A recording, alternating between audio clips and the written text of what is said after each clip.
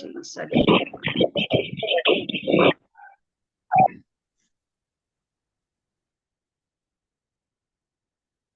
बोलिए श्री प्राणनाथ प्यारे की जय। बोलिए श्री सद्गुरु महाराज की जय।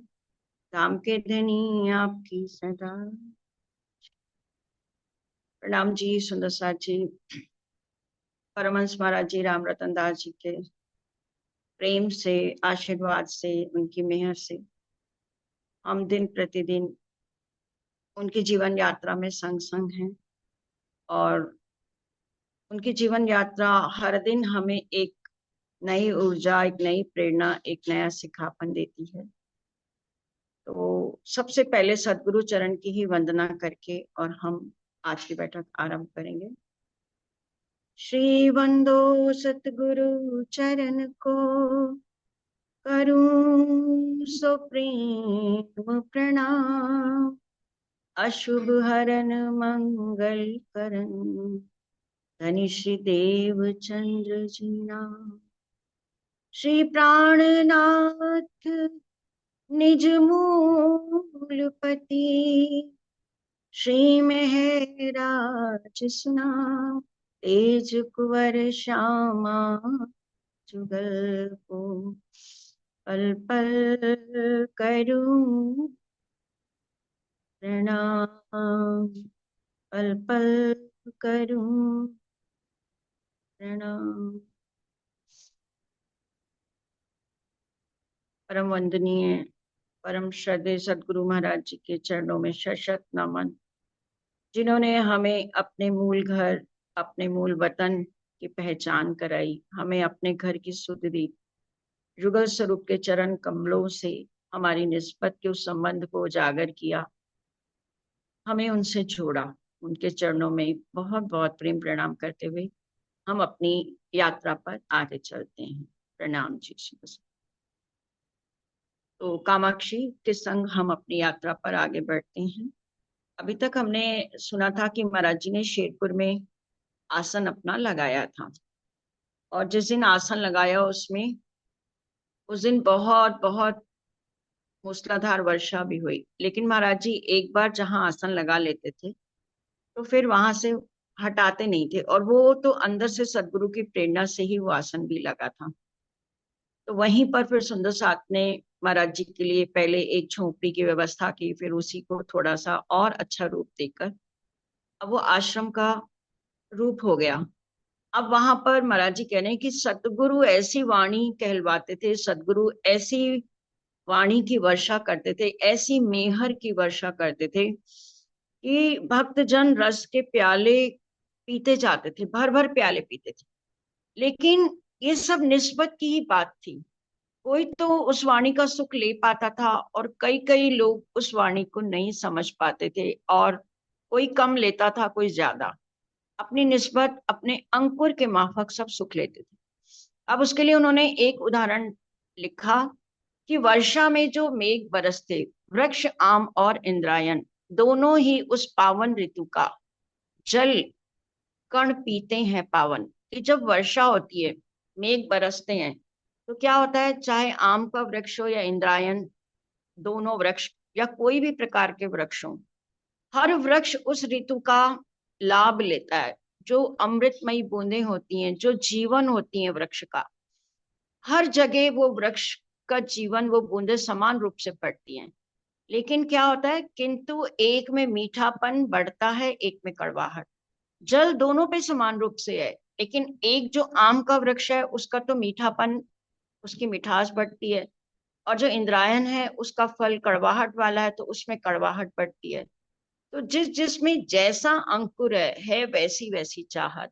तो ये महाराज जी ने हम लोगों के लिए भी ये उदाहरण दिया कि जिसका जितना अंकुर जैसा है, वो उस रस को उसी माफक ले पाता है, और उसकी चाहत भी फिर वैसे होती है। अब मेहर बरसती है महाराज जी, कोई ऊपरी संसार की चीजों के लिए उस मेहर को महसूस करते हैं कि ये संसार की चीजें दिलाने वाली है, और कई विरले ऐसे भी होते हैं जो बातूनी मेहर को पहचानते हैं और चाहते हैं कि महाराज जी से तो बातूनी सुख भी लिए जा सकते हैं। तो ये क्या है कि अंकुर माफक है ये सुख। तो जैसी माला वैसे दाने, जैसी माला वैसे दाने, जैसा अंकुर वैसा पौध। तो जैसा सुंदर साथ में अंकुर होता है, उसकी पौध भी वैसी होती है, और हमें वो बढ़ता हुआ वृक्ष उसी रूप में दिखाई भी देता है कि किसके अंदर कैसा अंकुर है, इसकी पहचान हो जाती है। इष्ट मिला करता वैसे ही, वैसी ही होती है बुद्धि। और जैसा हमारा अंकुर होगा, हमारी बुद्धि भी उसी के माफक होगी, और उसका इष्ट को भी वो उसी रूप में देखेगा। जैसे वाणी में भी आता है कि जिस भांति, जिस सुंदर साथ ने जिस भी भांति युगल स्वरूप को चीना, राज्य को चीना, वो उसी विध में आकर उसको मिलते हैं। तो हम भी जिस भी रूप में राज्य को चाहेंगे, जिस भी रूप में उनका जो भी सुख चाहेंगे, राज्य उसी रूप में हमारी यात्रा में हमारे संग आएंगे। चश्मों से देखा जाता है जो प्राणी जैसे पाते। और जो प्राणी जैसे पाता, देखो धनी तो हमें खूब खूब मेहर लुटाने के लिए, खूब खूब हम पर पूरा पूरा अर्श की नियामतें लुटाने के लिए हैं, लेकिन जैसी हमारी बुद्धि होती है ना, हम अपनी झोली वैसे ही फैलाते हैं और हमारा चश्मा वैसा ही हो जाता है कि जैसा हम चाहते हैं, हमारी जितनी बुद्धि होती है, जितना अंकुर होता है, वैसा ही हम चश्मा लगाते हैं और वैसा ही हम राज्य को देखते हैं। कामनाएं अंकुर से चलती। अब हमारे दिलों में बहुत सारी कामनाएं उठती रहती हैं, कभी तो सांसारिक भी उठती हैं और कभी आध्यात्मिक भी उठती हैं। कामनाएं सबके दिल में उठती हैं। ये अलग है कि जब थोड़ी राज्य की पहचान हो जाती है तो हम संसार की चीजें मांगना बंद कर देते हैं, लेकिन हमारी राज्य की तरफ की भी कामनाएं चलती रहती हैं दिल में। तो वो कैसे कामनाएं चलती हैं? अंकुर माफक चलती हैं, और वही रूप आगे आते, और वही रूप हम सुंदर साथ के सामने देख पाते हैं, जिसके अंदर जैसा अंकुर होता है उसकी कामनाएं वैसी होती हैं। बहुत चमत्कार से झुकते, बहुत प्रेम देख झुकते। बहुत लोग तो चमत्कार चाहते हैं कि किसी को हम प्रेम करें, किसी इष्ट को माने, तो भाई कोई चमत्कार होना चाहिए कि दुनिया में उसने ऐसा चमत्कार कर दिया, लोगों ने ये पा लिया, वो पा लिया। हम लोग भी देखते हैं कि कई लोग एक ऐसी कोई भी बात उड़ जाती है, अरे वो साधु के पास जाओ, वो तो आपको अगला पिछला सब बता देते हैं, वो तो आपका माथा पढ़ के ही सब बता देते हैं, और वो तो आपका ये ठीक कर देते हैं, वो ठीक कर देते हैं। ऐसी जैसे ये पब्लिसिटी जो माउथ टू माउथ होती है, बहुत जल्दी फैलती है। तो लोग क्या है कि अंधाधुंध बिना सोचे समझे लाइनें चाहे लगानी पड़े, लेकिन वो रात दिन खड़े होकर भी उनके द्वार पर जाते हैं। क्यों? क्योंकि वो चमत्कार चाहते हैं और अपने जीवन में कष्टों से निवारण चाहते हैं। तो बहुत तो चमत्कार से झुकते हैं और बहुत प्रेम देखकर झुकते हैं, जैसे महाराज जी का प्रेम था। आज पूरा हमारा समाज, पूरा सुंदर साथ, और महाराज जी के समय तो सुंदर साथ के अलावा सब प्रवाही लोग भी, उनसे जो भी जुड़े थे, आप देखते हैं शेरपुर में भी कितने कितने सुंदर साथ, हजारों की संख्या में सुंदर साथ आते हैं। तो क्या है, वो महाराज जी के प्रेम के स्वरूप, प्रेम के रूप में झुकते हैं। प्रेम महाराज जी का उनको खींच कर लाता है। तो बहुत तो चमत्कार से झुकते हैं और बहुत प्रेम देखकर झुकते हैं। बहुत नम जाते बोली से, और बहुत लोग तो बोली से नम जाते हैं, यानी किसी के इतने मीठे वचन होते हैं कि उस बोली से ही आकर्षित हो जाते हैं। इतने प्यार से वो बोलता है कोई, इतने प्यार से चर्चा करता है, इतने प्यार से दिल जीत लेता है। जैसे जब उनके उर में चुभते, तो जब सुंदर साथ के दिल में वो मीठी बातें, वो मीठी बोली जब दिल में चुभती है, तो सुंदर साथ उनके आगे भी झुकते हैं। अपने साथ हुआ जो कुछ व्यवहार जड़ोदे वाले से, हमने बुरा ना चाहा आपका अपने कभी ख्यालों से। अब महाराज जी जब आए थे जड़ौदा, अपने घर सब छोड़ छाड़ के, तो जड़ौदा वालों का व्यवहार कोई महाराज जी के प्रति अच्छा नहीं था। लेकिन महाराज जी कह रहे, मैंने कभी भी दिल पर उसको नहीं लिया, लेकिन किए भुगतने पड़ते, किया आज का पाओ कल। लेकिन क्या है कि जो अपना किया होता है उसको भुगतना पड़ता है, वो आज नहीं तो कल हमारे सामने आता है। कर्म अकर्म के पाटों में दुनिया जाती दली सकल। तो ये जो कर्म, सत्कर्म और बुरे कर्म, ये दो पाटों में पूरी दुनिया दली जा रही है, मतलब पिसती जा रही है। हमें छेड़ता ही रहता वह व्यक्ति जड़ौदे का अक्सर, चमत्कार दिखला दो कोई कहता रहता उकसा कर। अब जो पटवारी था महाराज जी के पास आता था, वो हर बार यही उनको छेड़ता था कि आप में कोई बल नहीं है, आप कोई चमत्कार नहीं दिखाते। अब पहले भी ऐसे एक नंदराम ने किया था कि कोई चमत्कार दिखा दो, आप तो साधारण ही लगते हैं, आप कुछ कुछ नहीं है आपके अंदर, आप कुछ नहीं दिखाते। तो ऐसे ही वो भी महाराज जी को उकसाता रहता था। और कभी कभी यह भी कह देता, भले बने तुम बाबा जी। और कभी कभी ये कह देता, भाई कैसे तुम बाबा बने हो, केवल बातें ही बातें हैं, चमत्कार एक पास नहीं, कि आपकी तो केवल बातें ही बातें हैं। जो महाराज जी की अंदर की स्थिति को नहीं जानता, वो कभी कभी ऐसी हल्की बातें भी, बाहरी उनकी जाहिरी जो वेशभूषा और बाहरी जो अपीयरेंस है, उसको देखकर भी उनको साधारण समझ लिया उसने। वैसे पढ़ा लिखा भी था, कहने को था पटवारी, लेकिन क्या करता बेचारा, चमत्कार ने मति मारी। पढ़ा लिखा था, तर्क वाला भी था, बुद्धिशाली भी था, लेकिन उसको चमत्कार की जो लालसा थी ना, उसने उसकी बुद्धि हर ली थी। ज्यादातर सुंदर साथ जी हम देखते हैं कि बड़े बड़े पढ़े लिखे लोग भी ना ज्योतिष और इसको बहुत मानते हैं। आपने देखा होगा फिल्म स्टार्स जितने हैं, वो पंडित, ज्योतिष, अपना समय और ये चीजें बहुत बहुत मानते हैं उन चीजों को। तो ज्यादातर जो पढ़े लिखे लोग हैं ना, वही इन चीजों में ज्यादा होते हैं। तो वो क्या करता बेचारा, चमत्कार ने उसकी मति मारी हुई थी।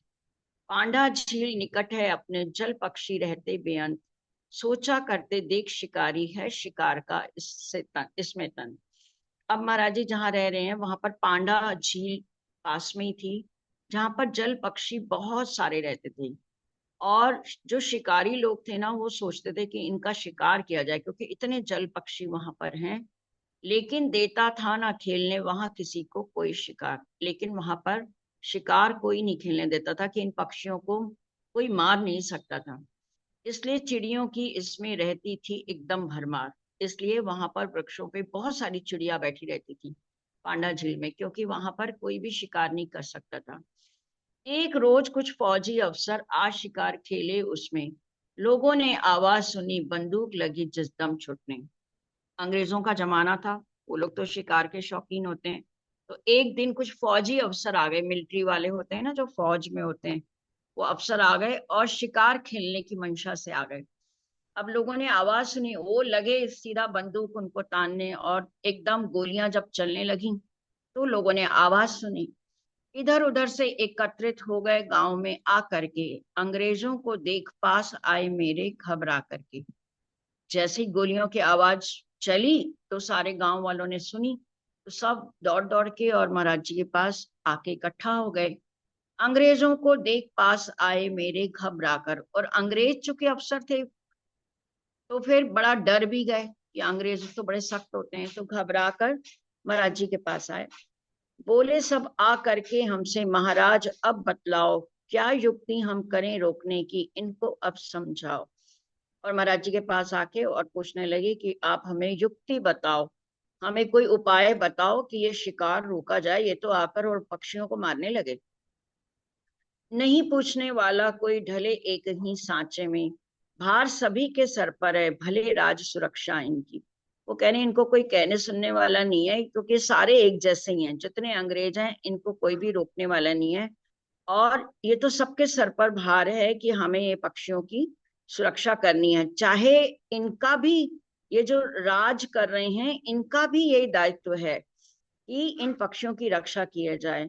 ये तो हैं अंग्रेज, मार डालेंगे पक्षी अनगिनती। और महाराज जी अगर इनको नहीं रोका गया, तो ये अंग्रेज हैं, किसी की सुनते नहीं है, और ये सारे पक्षियों को मार डालेंगे। तो ये हमारे सर पर भी भार है, हमारा भी उत्तरदायित्व है कि हम इनको बच रोकें। फौरन कोई युक्ति बताओ, काम जरूरी है करना, मर भी अगर गए तो क्या है, दो दो बार नहीं मरना। अब यहाँ पर गांव वाले मरने मारने को भी तैयार हैं। महाराज जी से कह रहे हैं कोई उपाय बताओ, कोई युक्ति बताओ, और हमें अपनी जान की भी परवाह नहीं है। अगर हम मर भी गए तो क्या है, दो बार थोड़ी मरना है, एक ही बार तो मरना है। तो जितने आए पास हमारे की हमने सब ही से बात। महाराज जी कह रहे हैं जितने मेरे पास आए, सबसे भाई हमने बात की कि बोर्ड लगा दो एक मनाकर, लिखकर जोहड़ पर एक साथ। तो महाराज जी ने कहा देखो ऐसा करो, एक बोर्ड बनाओ और उस पर लिख दो कि यहाँ पर शिकार करना मना है, मतलब मना ही ऐसी लिख दो। उसके बाद रोक दो जाकर, पहले बोर्ड लगाओ और फिर उनको रोको कि देखो लिखा हुआ है कि यहाँ पर शिकार खेलना मना है। तो आप पहले बोर्ड लगाओ और उसके बाद जाकर रोक दो। पर साहस से लेना काम, पर बड़ी हिम्मत से काम लेना, डरना नहीं है, अंग्रेज हैं तो। साथ आपके डरना मत, हर समय रहेंगे 5 ग्राम। और कह रहे हैं आप किसी से भी मत डरना, आपके साथ हम पूरे 5 गांव रहेंगे। उस वक्त फिर से 5 गांव गांव जो थे वो महाराज जी के, जो आसपास के 5 गांव थे, महाराज जी के सपोर्ट में थे। एक काठ की तख्ती लेकर सभी बांस पर जड़ डाली। तो उन्होंने तुरंत किया, एक लकड़ी की तख्ती ली, बांस पे खड़ा कर दिया, उसको ठोक दी और इबारत उन्हें रोकने की मनचाही लिख दी। और उसमें जो भाषा लिखी ना, वो बड़ी अजीब सी सख्ती वाली लिख दी, मन चाहे, जैसा मन आया, कोई उसमें महाराज जी को दिखाया भी नहीं, कोई करेक्शन भी नहीं, मन चाहा उसमें लिख दिया। लेकिन थे अल्फाज तेज, जैसे कि हुक्म दिया जाता। और उसमें ऐसा उन्होंने लिखा कि जैसे किसी को आदेश दिया जाता है, जबकि सरकार अंग्रेजों की है तो उनको कौन आदेश दे सकता था। लेकिन ऐसा हुआ कि अल्फाज तेज थे बहुत, उन्होंने रूडली लिख दिया था, शब्दों का चयन बहुत गड़बड़ कर दिया। महाराज जी कह रहे हैं कि सार्वजनिक स्थलों पर आदेश नम्र लिखा जाता है।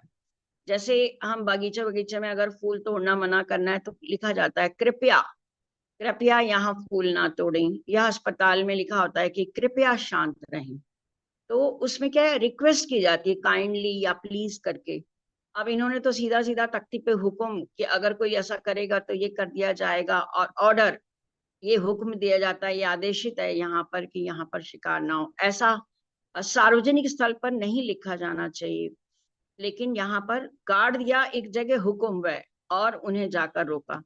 अच्छा, लिख लुका के गार्ड भी गए और फिर उनको जाके रोकने गए। अरे गार्ड के फिर महाराज जी को एक बार दिखा ही लेते, सीधा चले गए अंग्रेजों के पास। अब महाराज जी ने कहा ही था कि डरना नहीं, हम 5 गांव हैं।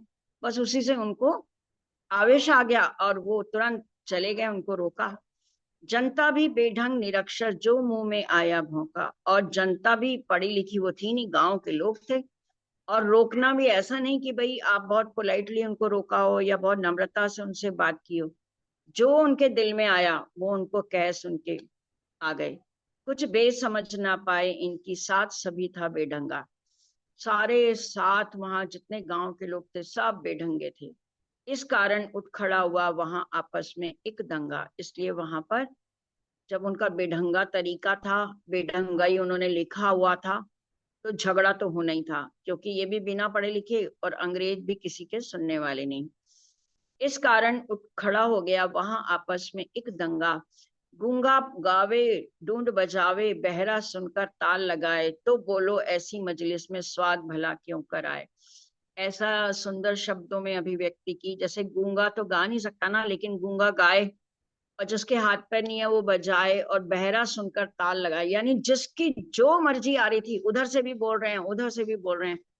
ऐसा मजलिस तैयार हो गई, ऐसा झगड़ा हो गया। और लोग स्वाद लेने वाले भी बीच बीच में, उनको उकसाने वाले भी सब आ गए। इनके रोके रुके ना ये यूं, अव्वल तो हम हैं अफसर। अरे वो अफसर थे, वो कहाँ रुकने वाले। दूजे थे हथियार हाथ में, तीजे मुकुट हमारे साथ। और क्या था दूसरा, उन पर बंदूकें थी।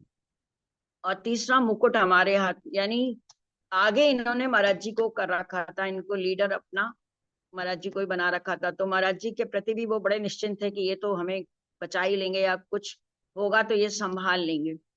राज हमारा, माल हमारा, अनुचित उचित सभी अपना।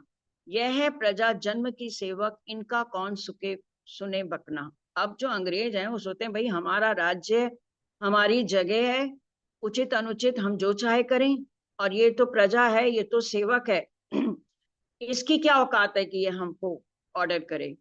अतः उन्होंने सुनी ना इनकी, काम रहा जारी उनका। इसलिए उन्होंने इनकी बात नहीं सुनी और वो मारते रहे, बंदूकें चलने लगी।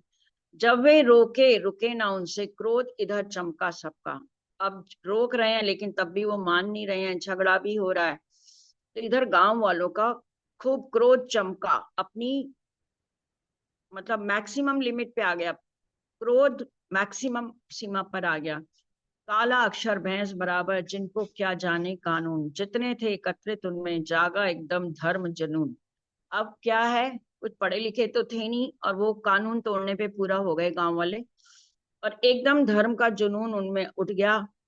एक साथ सारे इकट्ठे हो गए, और फिर क्या था, बढ़ गए अगाड़ी, आगे बढ़ गए।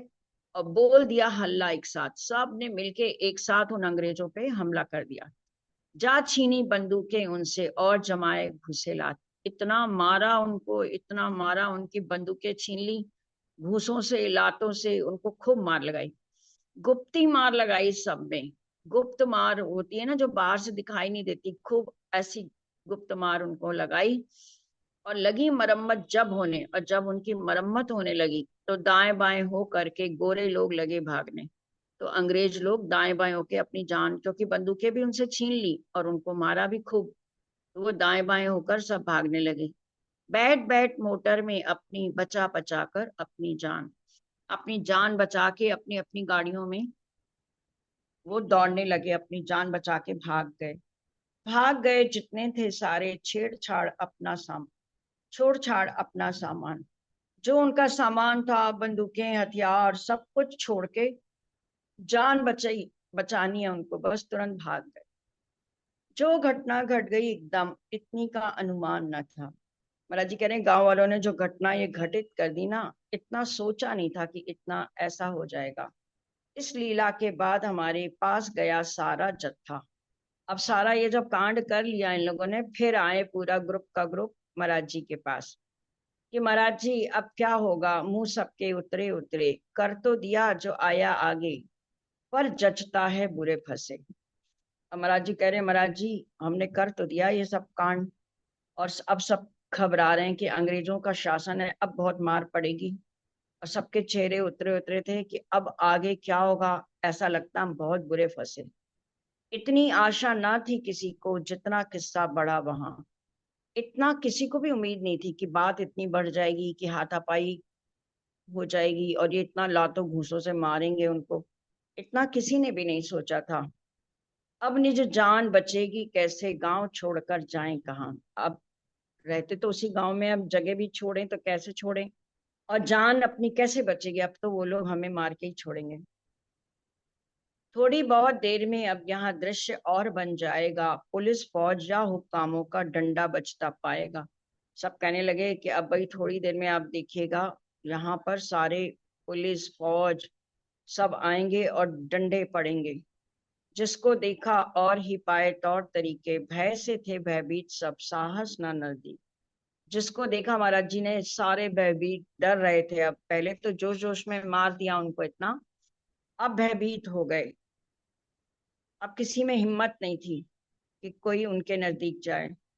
हम बोले तो डर काहे का, वो भी देखा जाएगा। अब महाराज जी देखिए यहाँ कितना निर्भीक तो थे शुरू से ही बड़े बड़े अफसरों से और देखो राजाओं से भी महाराज जी अपनी बात कह लेते थे, तो निर्भीक तो थे। अब उन्होंने कहा भाई आप जब घुसे ही हो किसी काम में तो डरना कैसा। तो महाराज जी कह रहे हैं तो डर अब किस बात का, डर क्यों रहे हो, जो होगा वो भी देखा जाएगा। तुमने तो अपनी सी, वह भी अपनी करता जाएगा, कि तुमने अपनी मन की कर ली, अब उसकी भी मन की वो करेगा तो उसको करने देना। सब अपनी अपनी करते हैं, करके फिर डरना कैसा। ये बहुत अच्छा महाराज जी समझा रहे हैं कि सबने अपनी अपनी, सब अपनी अपनी करते हैं, और जब कोई काम कर दिया आपने, चाहे वो गलती क्यों ना हो, तो उसको फिर भुगतने के लिए भी तैयार रहो, उसको फिर भुगतने के लिए भी तैयार रहो। वक्त सभी दिखने को आते, जो आता देखा जाता। सुनकर पुलिस फौज की बातें लोग बहुत भयभीत हुए। अब क्या था कि सब महाराज जी कह रहे हैं कि जो वक्त जैसा आएगा उसको देखा जाएगा। अब पुलिस और फौज आएगी, पुलिस आएगी, ये सुनकर पूरा गांव बहुत भयभीत हो गया। कोई किधर को, कोई किधर को, इधर उधर सब भाग गए। बेअवसर की फौज, बिना मालिक जैसे घर का धंधा, इधर उधर हो जाता सब कुछ, ऐसे ही था हर बंदा। अब ऐसे महाराज जी कितना सुंदर वर्णन करें कि जैसे फौज हो और उसका कोई अफसर ना हो, और मालिक ना हो, घर में कोई धंधा हो, बिजनेस हो, उसका पर कोई मालिक ना हो, तो क्या होता है, सब बिखर जाता है इधर उधर। वो फौज रहेगी नहीं कंट्रोल में, है ना, जिसका कोई अफसर ना हो, जिसको कंट्रोल करने वाला ना हो, ऐसे घर में धंधा और कोई मालिक उसका ना हो, तो सब बिखरा ही जाएगा ना। तो ऐसे ही हर बंदा इधर उधर हो गया, बिखर गया, होता गया सभी कुछ क्षण में, भावुकता की रौ थी तब, लेकिन जचा बाद में सबको कौन संभाले इसको अब। अब क्या था कि सभी इतना जल्दी हो गया, और सबने भावुकता में ये बात तो कर ली, लेकिन बाद में लगा कि अब इसको कौन संभालेगा। बात ठीक है, चर्म चक्षुओं को इतना ही दिखता है, कौन कराता, कौन कर रहा, कौन उसे यहाँ भरता है। कि अब वो महाराज जी कह रहे हैं, बात भी ठीक है, ये जो चर्म चक्षु यानी इस तन की जो आंखें हैं, उसमें तो यही बाहर दिखता है कि हमने कर दिया, हमने कर दिया, लेकिन कौन करा रहा है, कौन कर रहा है, कौन भर रहा है, इसको कोई नहीं जानता। चर्चा इधर उधर झगड़ की फैल गई बिजली की नाप, बिजली की तरह ये खबर पूरे गांव में फैल गई कि बहुत ज्यादा झगड़ा हो गया है। ऐसा हुआ सुना जिसने भी सुनते ही वह जाता का। अब जो भी सुन रहा है इस घटना को वो कांप रहा है डर के मारे, क्योंकि अंग्रेज बहुत जुल्म ढाते थे, बहुत जुल्मी सरकार थी उनकी। आफत एक बुला ली यह तो, बेद बेद जाएंगे पांचों ग्राम। अब सब कह रहे हैं पांचों गांव पे निशाना बनेगा, पांचों गांव में गोलियां चलेंगी, ये तो एक बहुत बड़ी आफत बुला ली। अंग्रेजों से टक्कर है, ये नहीं है कुछ साधारण काम, ये छोटी मोटी बात नहीं है, ये अंग्रेजों से हमने टक्कर ले ली है, और वो भी सीधा सीधा सामने, इतना मार दिया उनको। दिन भी गया रात भी बीती, आया जब प्रातः का वक्त, गिरी मिली सारी बस्ती थी, बंदूकों का पहरा सख्त। अब दिन बीत गया जैसे तैसे डर में, रात भी बीत गई, अब सुबह हुई। जैसे ही सुबह उठे तो सबको पूरी बस्ती अपनी घिरी हुई मिली, और बंदूकों का सख्त पहरा था। चारों ओर गांव के फौजी और पुलिस दस्ते पाए, साक्षात विकराल काल के दल बादल पर छाए। ऐसा लगा विकराल काल, यमराज खुद आ गया है, और पूरा डर के बादल सब जगह उमड़ आए, क्योंकि चारों ओर गांव में फौजी और पुलिस के दस्ते हर जगह थे। किए मिले बंदूकें सीधी, जिधर किसी का मुंह चमका, जो जिधर देख रहा था हर तरफ पुलिस वालों की बंदूकें बंदूकें थी। ऐसा लगता था जैसे कि साक्षात यम आधम का, ऐसा लग रहा था साक्षात मौत सबके लिए आ गई। जो भी व्यक्ति गांव में पाया, बच्चा बड़ा और बड़ा, बिना कहे कुछ बात एकदम हथकड़ियों में धर जोड़ा। अब उन्होंने सबको पकड़ना शुरू किया, जो भी व्यक्ति गांव में, चाहे बच्चा था, चाहे बड़ा था, चाहे बूढ़ा था, बिना सोचे बिना कहे सबको हथकड़ियों में करके और गिरफ्तार कर लिया। थर्रा गया इलाका सारा, आसपास जितने थे ग्राम, भाग गए घर बार छोड़कर, कहीं न था मर्दों का नाम। जिस जब ऐसी होने लगी तो इससे पहले कई तो घर बार अपना छोड़कर और दौड़ गए थे, और कहीं मर्दों का नाम, कहीं आदमी लोग घरों में थे ही नहीं, सब भाग गए, पूरा इलाका थर्रा गया डर से। गांव रहा गर्दिश में तब तक जब तक हाथ ना आए सब, एक एक पकड़ा नहीं जब तक, खोज रही तब तक बेढप। और पूरा गांव गर्दिश में, यानी कि बहुत दुख में, बहुत सदमे में रहा, जब तक कि सारे पकड़ नहीं लिए उन्होंने, तब तक वो खोजते रहे, और बहुत बेढप तरीके से हर घर में जाके सामान फैलाना, सबको बाहर मार मार के निकालना। और सारे मर्दों को उन्होंने, बच्चे मर्द बड़े बूढ़े सबको उन्होंने गिरफ्तार कर लिया। बड़े और छोटे एक पलड़े, तुले एक ही कांटे में। उन्होंने देखा नहीं कि कोई बहुत छोटा है या कोई बच्चा है, सारे बड़े भी खींच खींच निकाल लिए, छोटे भी, कहीं पर सुना नहीं उन्होंने। जिसने जेल नहीं देखी थी आने लगे जेल के ख्वाब। अब जिसने जेल कभी देखी नहीं, वो डर के मारे अब तो उनको जेल दिखने लगी, कि भैया जेल में हमारा बुरा हाल किया जाएगा, मारा जाएगा। जैसे हम लोग भी पिक्चर्स में जेल का देखते हैं तो कितना खौफनाक सीन सा लगता है कि कैसे जेल में व्यवहार किया जाता है। जिसने नहीं भागकर देखा, भाग गए पड़ते ही दाव। और जिसने कभी भी भागा कोई नहीं था, वो तो भागने की उसने कोशिश की, दाव मतलब तुरंत दांव लगाया उसने, तो भागने की उसने सोची। वली ना वारिस दिखा कोई, हो गए जैसे सभी यतीम, सभी जैसे अनाथ हो गए, किसी को अपना वाला वारिस नजर नहीं आया, कोई उनको ऐसा नहीं लगा कि कोई उनको बचा पाएगा।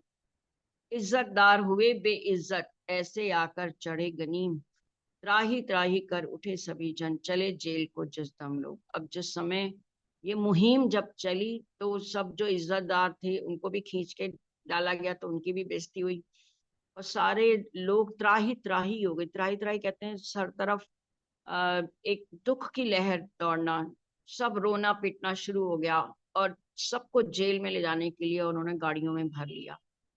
खाने लगी पछाड़े नारी, बना अजब था एक संजोग। और सारे लोग जब उनको जेल के लिए ले जाने लगे तो जितनी औरतें थी, नारी लोग थे, क्योंकि बच्चों को भी ले जा रहे थे, वो चिल्ला रही होंगी, रोक रही होंगी, लेकिन उनके बच्चों को भी नहीं छोड़ा। और जेलों में भर भर के ले गए। औरतें पछाड़ खा खा के गिरने लगी। अजीब सा एक संजोग बन गया। चली जेल को भर भर मोटर, सबके अंदर थी ये चाह, मिले नहीं दर्शन सदगुरु के, भरते जाते थे सब आह। अब सब जा रहे हैं, गाड़ियों में भरा जा रहा है, सबको अपने अंदर ये भी लग रहा है कि सदगुरु हमें कहीं नहीं मिले। पहुंचे जिस दम द्वार जेल के, प्रकट हुआ सदगुरु का रूप। अब जब वो जेल में बंद कर दिया उनको, अंदर हो गए गेट के, तब सदगुरु प्रकट हुए। तब महाराज जी गए भाई मिलने, और क्या कहा, बोले है संघर्ष धर्म का, बन जाओ संघर्ष स्वरूप। कह रहे तुमने कोई गलत के लिए लड़ाई नहीं की है, तुमने धर्म की रक्षा के लिए, तुमने पक्षियों की जान बचाने के लिए ये झगड़ा किया है, तो ये धर्म का संघर्ष है। तो अब तुम संघर्ष का स्वरूप बनो। और जो संघर्ष ऐसे के लिए, एक परहित के लिए कर किया जाता है ना, तो उसमें फिर कुर्बान हुआ जाता है, उसमें डरा नहीं जाता। डरा ना करते धर्म कार्य में, तुम ये धर्म का कार्य था, तुम्हारा अपना कोई स्वार्थ नहीं था, तो इसमें डरा नहीं जाता है। हम हैं सदा आपके साथ, धीरज रखो ठीक होएगा, क्योंकि है सदगुरु का काज। और महाराज जी सांत्वना दे रहे हैं कि देखो ये पुण्य का कार्य है, अच्छा कार्य था, और तुम इसमें डरो नहीं, और सदगुरु चाहेंगे तो सब अच्छा होगा। जैसे महाराज जी ने सांत्वना दी कि ये धर्म का कार्य है, सदगुरु का कार्य है, तो सब खुशी खुशी घुस गए जेल में। पूरन की सदगुरु ने चाहा, सारे जेल में घुस गए। सबको लगा हमने बहुत अच्छा काम किया है। हम अगर आज खड़े हैं किसी संघर्ष को लेकर, तो हमने पशु पक्षियों के जान को बचाने के लिए किया। जितने भी थे जेल यात्री, दर्शन पा हुए बेपरवाह। जैसे ही सदगुरु महाराज आए और उन्होंने ये वचन कहे, सबका डर खत्म हो गया, बेपरवाह हो गए कि अब तो ठीक है, संघर्ष है तो है, जो भी है हम उसको अब भुगतेंगे। सबने पिया जेल का पानी, साथ साथ डंडे खाया, वहां डंडे मारे गए, सबने सहर्ष कर लिए। देखिए जब हमको ये पता होता ना कि हमारा कॉज गलत नहीं था, हम एक सत्य की राह पर खड़े हैं। जैसे बीतक साहब में भी 12 मोमिन जब गए औरंगजेब को संदेशा देने, तो उनको भी था कि अक्षरातीत का हम संदेशा देने जा रहे हैं, और हम इतनी बड़ी बात है, और इतना हिंदुओं से वो बैर भी रखता था, लेकिन तब भी उनको ये लगा हमारा सही कॉज है। जब हमारा एक कार्य सही होता, हमारा लक्ष्य सही होता है, तो उसमें अगर हमें कुछ पिटना भी पड़ता है, या कुछ हमें बुरा व्यवहार भी हमें मिलता है, तो आदमी उसको सह जाता है। क्यों? क्योंकि वो सही है। उसके अंदर आत्मा उसको कहती है कि नहीं, तुम सही के लिए खड़े हुए हो, तो इस संघर्ष में अब हमें पीछे नहीं हटना है। इसी तरह इनको भी था कि हम सही के लिए खड़े हैं। महाराज जी ने इनके दिल में ये भावना डाल दी कि तुम सतगुरु के रास्ते पर हो, तुम धर्म के रास्ते पर हो। तो इन्होंने पानी भी पिया जेल का, साथ साथ में डंडे भी खाए। बड़े दिनों के बाद जमानत पर सब छूटकर घर आए। सरकारी नजरों में बागी घोषित हुआ जड़ौदा गांव। जड़ौदा गांव को पूरा बागी घोषित कर दिया गया सरकारी पेपर्स में। और क्या कहा गया, तोपों से उड़वा दो एकदम अगर हिलावे कोई कान। और ये बोला कि इसको जरा भी कोई वहां कान भी हिलावे तो उसको तोपों से उड़ा दिया जाए जड़ौदा गांव। सभी बने भीगी बिल्ली सी, म्याऊं बने जो थे खूंखार। अब जो जितने दादा बनते थे, खूंखार बनते थे, सब भीगी बिल्ली बिल्ली से बने हुए थे। कान सभी के पुल के नीचे, दिखती थी सर पर मौत सवार। अभी उनको जमानत पर छोड़ा था, अभी उनका निर्णय नहीं हुआ था, तो अब सबको लग रही थी अब हमें फांसी तो होनी होनी है, अब हमारे सजा तो होगी, मुकदमा होएगा। जब बड़ा मुकदमा था, इस कारण ऊपर से यह हुक्म दिया, वहीं जड़ौदे बनी कचहरी, वहीं मुकदमा जाए सुना। अब क्या हुआ कि मुकदमा हो गया इन लोग के ऊपर, मुकदमे की सुनवाई होनी थी, तो जड़ौदे में ही कचहरी बना दी गई कि सारा तो गांव है वहां पर आरोपी, तो क्या क्या कोर्ट में आएगा, पूरा तो गांव ही तो कटघरे में है। तो जड़ौदा गांव में ही कचहरी बना ली गई, और वहीं पर मुकदमा सुनने की व्यवस्था की गई। मजिस्ट्रेट स्पेशल एक अंग्रेज वहां तैनात किया। ग्राम जड़ौदा उस हाकिम के हाथों में था सौंप दिया। और एक स्पेशल जज मजिस्ट्रेट जो अंग्रेज था, उसको वहां उसको तैनात किया गया, यानी उसकी ड्यूटी लगाई गई, भाई तुम इस मुकदमे को देखो। ग्राम जड़ौदा उस हाकिम के हाथों में था सौंप दिया। नहर महकमे की कोठी पर बैठी अदालत था। वहां एक महकमे की कोठी पास नहर थी, वहीं पर वो आके बन के बैठ गई कचहरी। जने जने का बारी बारी उस हाकिम ने केस सुना। अब एक एक व्यक्ति को बुला के और उनसे पूछताछ शुरू हो रही है क्योंकि पूरा गांव ही तो आरोपी है ना। अब वो हाकिम ने पूरे गांव को एक एक जने को बुला के बारी बारी उनकी बात सुनी। लोगों ने देखा जब अपनी जान न बचने पाएगी, नजरें कहती थी हाकिम की कि सख्ती बरती जाएगी। अब वो जो हाकिम था, जो मजिस्ट्रेट था, जिसको मालिक बनाया गया था, काफी खूंखार था, तो इन लोगों को लगा पेशी में कि अब हमारी जान नहीं बचने वाली है। तो क्या किया इन्होंने, थोप दिया झगड़ा मेरे सर, सबने मेरा नाम लिया। सबने ही महाराज जी का नाम ले लिया कि हम तो निर्दोष हैं। ये झगड़े का कारण महाराज जी को बना दिया कि हम उनके कहने से हम गए थे। झंडू दत्त शेरपुर वालों ने हमको तो हुक्म दिया, कहते हैं तालाब तांडव है अपना तीर्थ स्थान, जो शिकार खेलेगा इसमें दंडित होगा वह इंसान। अब महाराज जी के ऊपर पूरा डाल दिया कि ये झंडू दत्त शेरपुर वाले हैं, इन्होंने ही हमें ऐसा करने का हुक्म दिया था। और वो कहते हैं कि ये जो तांडव तालाब है ये हमारा तीर्थ है, और जो भी यहाँ शिकार खेलेगा उसको दंडित किया जाएगा। तो उनके कहने से ही हमने ऐसा किया। चले उन्हीं के आदेशों पर, हम हैं उनके अनुयायी, केवल हुक्म बजाया हमने, रोक उन्होंने लगवाई। अब देखिए कितना पलट गए। पहले महाराज जी के पास गए थे कि कुछ करो, इनको रोको। जब महाराज जी ने कहा कि बोर्ड में ऐसा लिख दो, फिर उल्टा सीधा लिख दिया, तब भी महाराज जी से नहीं पूछा। फिर जब उन पर हाथापाई करने लगे, गुस्सा से लात घूसे चलने लगे, तब भी इन्होंने महाराज जी को नहीं बताया। और जब पूरा कांड ऐसा हो गया, तब ये आए कि अब हमारा क्या होगा। और अब जब लग रहा है कि हम सब बुरे फंसने वाले हैं, हमारे को मौत भी की सजा भी मिल सकती है, पहले तो कह रहे थे मरना तो एक दिन है ही है, हम इन पक्षियों को बचाएंगे, लेकिन अब इतना डर गए कि महाराज जी के ऊपर पूरी बात सौंप दी। अब आगे की कल हम सुनेंगे चर्चा, समय हो गया। आगे महाराज जी तो निर्भीक है, महाराज जी किसी से नहीं डरते। तो महाराज जी को जब बुलाया जाएगा तो वो अपनी बात पूरी कितने ढंग से रखेंगे और अपनी बात बताएंगे। तो महाराज जी की यही बहुत सुंदर बातें हैं कि गंभीर से गंभीर स्थिति में भी एक तो निर्भीक थे, और दूसरा अपनी बात कहने का ढंग उनका बहुत सुंदर था। कल हाकिम से जो इनकी बातचीत होगी वो सुंदर साथ जी हम फिर कल सुनेंगे। बोलिए श्री प्राणनाथ प्यारे, बोलिए श्री सदगुरु महाराज, प्रणाम।